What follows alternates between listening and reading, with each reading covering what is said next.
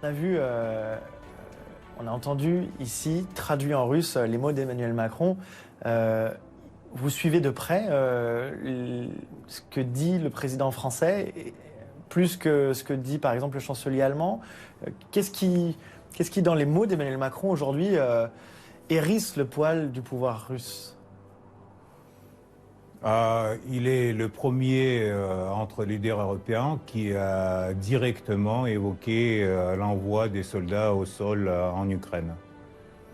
Et ça, c'est une déclaration qui est pour nous très inquiétante parce que ça nous approche à la Troisième Guerre mondiale, carrément. Parce que... Et c'est vous qui parlez de cette Troisième Guerre mondiale, pas nous les Français. Bien sûr, vous les Français qui voulez venir avec les soldats à Odessa, une ville russe, vous les Français êtes en train de provoquer la Troisième Guerre mondiale. Parce qu'après, je ne sais pas, 300, 400 Français tués, votre président, il sera dans la piège.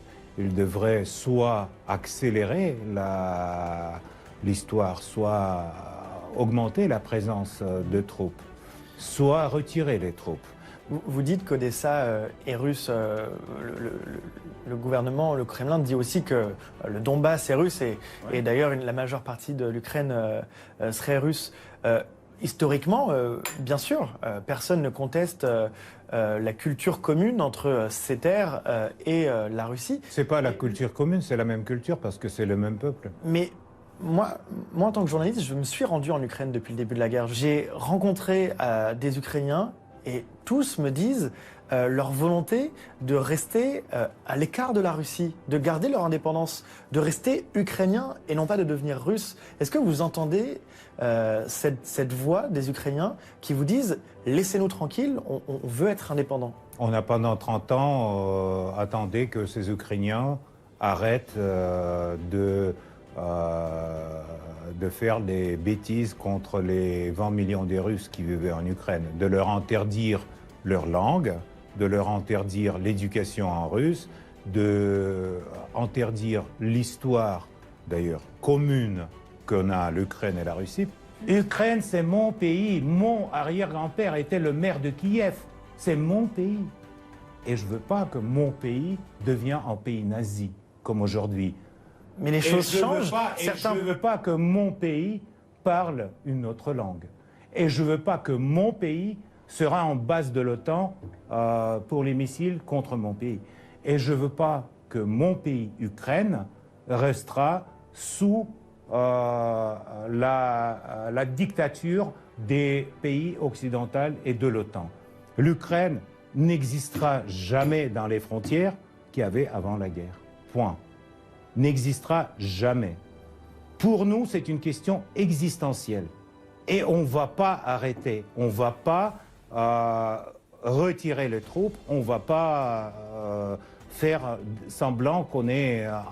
on ne croit pas, on ne croit plus aux accords avec les Européens, on ne croit plus aux accords avec les Américains. On va garantir notre sécurité à tel point auquel ça sera décidé par Vladimir Poutine, qui est président de la Russie. Et donc, à ce moment-là, quand on va dire on s'arrête, il y aura une autre conférence sur la sécurité en Europe, comme celle de Helsinki ou Yalta. C'est tout simple. Le président français, lui, refuse qu'on en arrive à cette situation et on s'en fout de son opinion. Vous vous foutez de ce que dit Emmanuel Macron. Exactement. Et quand il vous dit qu'il est prêt, éventuellement, à ne pas se fixer de limites. On s'en fout de ses limites, on s'en fout de Macron, de ce qu'il dit Macron, on s'en fout de limites de Macron et on va tuer... La France reste une puissance nucléaire, vous l'avez en tête. Tout à fait, avec 200 missiles. Et donc on va tuer tous les soldats français qui vont venir au sol ukrainien, tous. Parce qu'aujourd'hui, il y en a, durant le conflit en Ukraine, 13 000 mercenaires, dont 367 Français, et dont 147 ont déjà tué. Donc il y en a 147 citoyens de la France qui ont été tués en Ukraine. Et on va tuer tout le monde. Le discours de Piotr Tolstoï, en tant que vice-président de la Douma russe, lors de son entrevue au micro de BFM TV, offre un aperçu des tensions géopolitiques profondes qui opposent la Russie à l'Occident, en particulier à la France, concernant la situation en Ukraine. Tolstoï dans ses remarques, adopte une position fermement ancrée dans le camp russe, défendant les intérêts et les préoccupations de son pays tout en critiquant vivement les politiques et les actions de la France ainsi que de l'Occident en général. Dans un premier temps, Tolstoï réagit aux déclarations d'Emmanuel Macron concernant une éventuelle intervention militaire française en Ukraine.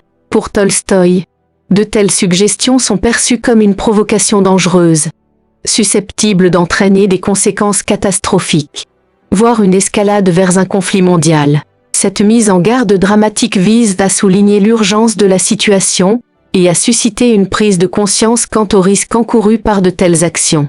En soulignant le passé historique de la Russie et sa résistance face aux menaces extérieures, Tolstoï cherche à légitimer les préoccupations de son pays et à justifier sa politique étrangère assertive. Il insiste sur le fait que la Russie se perçoit comme étant continuellement menacée par l'expansion de l'OTAN et les ingérences occidentales dans ses affaires intérieures, notamment en Ukraine. Par ailleurs, Tolstoï critique ouvertement la politique intérieure de la France, en particulier la décision de nommer des personnalités ouvertement homosexuelles à des postes gouvernementaux.